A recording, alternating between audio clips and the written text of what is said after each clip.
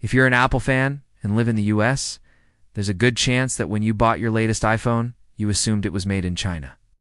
It's no secret that almost all of Apple's products are manufactured overseas, which has been the case for decades. But guess what? That isn't actually true. There is one Apple product that can be found being made in America.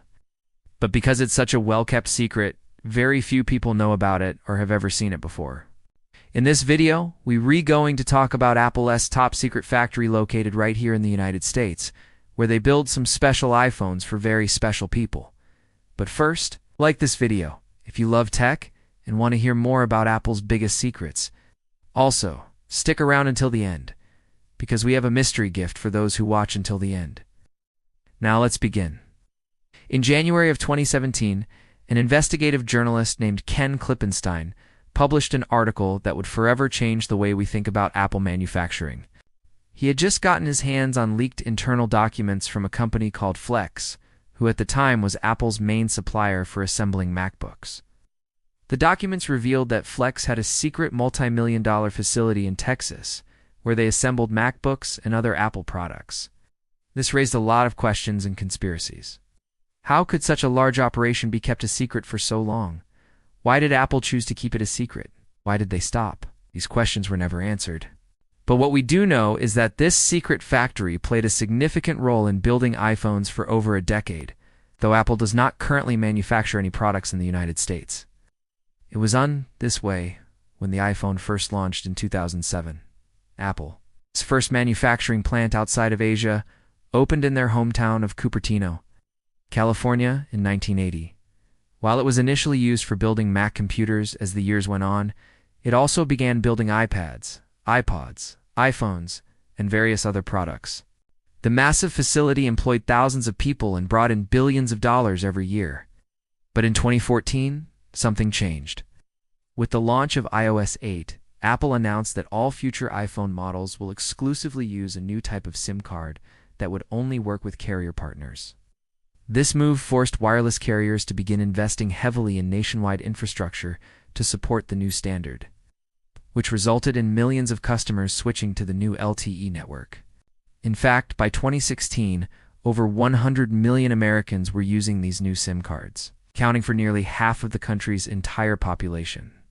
This meant that Apple could now sell unlocked iPhones directly to consumers through their online store, without having to worry about whether or not they work with a particular carrier. Suddenly, Apple's retail stores became the single biggest sales channel for iPhones, surpassing even Walmart. To accommodate the shift, Apple closed their manufacturing facilities in California and began shipping them in from China. Although Apple didn't make a public announcement about the closure, rumors suggested that it had to do with rising labor costs in California. However, this was only part of the story. As it turns out, there was much more to the closure than just economics. You see, while Apple had been building iPhones in California since 2007, they never actually built them from scratch. Instead, they simply assembled the phones by putting together parts and components that were shipped to them from all around the world.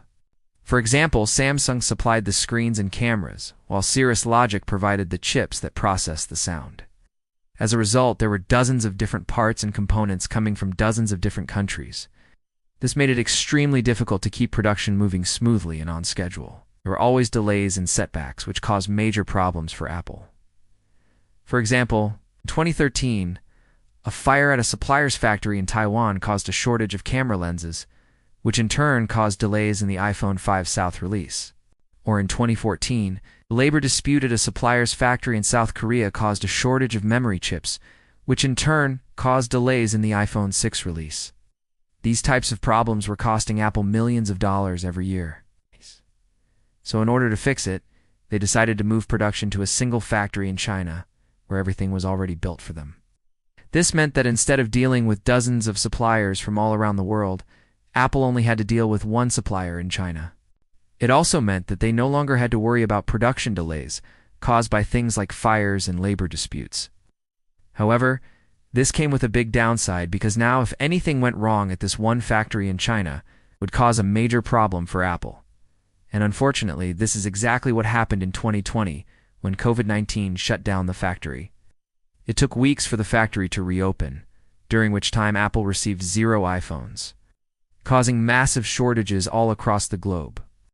This taught Apple a valuable lesson about diversifying their supply chain, and that's where our story begins. Well, you see, when the pandemic hit and Apple's supply chain began to crumble, they were forced to find alternative ways to get iPhones into the hands of their customers. And when they discovered a forgotten facility in Texas that was still owned by Flex and being used for storing iPhones. They quickly reached out to Flex and asked if they could begin using the warehouse for building iPhones instead. Flex agreed, and within months, the warehouse was transformed into a state-of-the-art iPhone factory employing hundreds of workers who were paid top dollar to assemble iPhones. In fact, one insider even reported that the pay was so good it drew in employees from surrounding counties. Although Apple never officially announced the opening of the factory, satellite imagery of the facility seemed to confirm its use in manufacturing. Looking at satellite photos from 2020, we can see multiple rows of cars parked neatly in front of the building. This suggested that the factory was operational and likely manufacturing iPhones. And although we don't know how many iPhones are built here every year, it's estimated that the facility employs hundreds of people, which means that at least several thousand iPhones are built here every day. But there's still one big question that remains. Who are these iPhones for?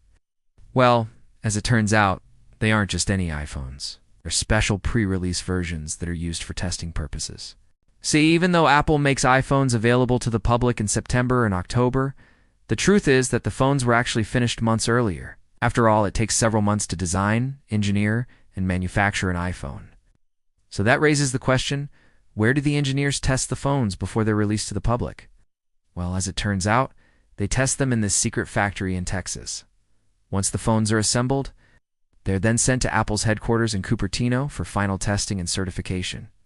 At this stage, Apple's engineers thoroughly test the phones to ensure they meet Apple's standards and are ready for mass production. They also work closely with cellular carriers to ensure that the phones are compatible with carrier networks. If the phones pass the tests, they're then certified and given the green light for mass production. The secret Texas factory plays a critical role in ensuring that Apple's flagship products are thoroughly tested and certified before being released to the public. By testing iPhones in a variety of conditions and environments, Apple's engineers can identify and fix any issues that may arise, ensuring that the final product is reliable, safe, and user-friendly. So while it may come as a surprise to many that Apple still manufactures iPhones in the United States, the truth is that it has always been a part of the process. From the initial assembly of early prototypes to the final testing and certification of pre-release models, the United States has played a critical role in bringing Apple's most iconic products to market. And although we may never know the exact number of iPhones being built here every year, we can appreciate the hard work and dedication of the engineers and technicians who make it happen. Thank you guys for watching. If you enjoyed this video, please leave a like and subscribe for more content. And if you're curious about what our mystery gift is, all you have to do is watch this video on another channel. We'll see you there.